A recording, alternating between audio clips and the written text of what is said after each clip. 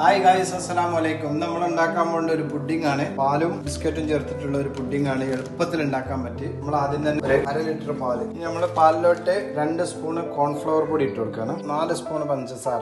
നമ്മൾ നന്നായി ഇളക്കിയെടുക്കണം. തീ കത്തിക്കാൻ പോവാണ്.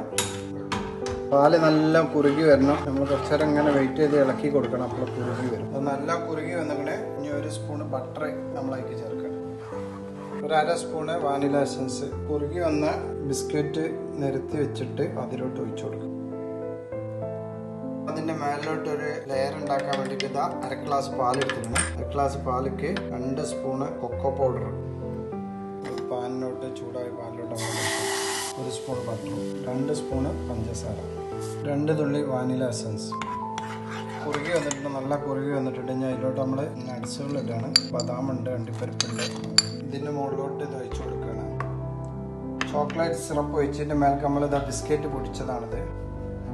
നമുക്ക് ചോക്ലേറ്റിൻ്റെ കുറച്ച് വിതറി കൊടുക്കുക. ഇനി നമ്മൾ 2 മണിക്കൂർ ഇത് ഫ്രിഡ്ജിൽ വെച്ച് കണ്ട് ഒന്ന് തണുപ്പിച്ച് സെറ്റാക്കി എടുക്കണം നമുക്ക്.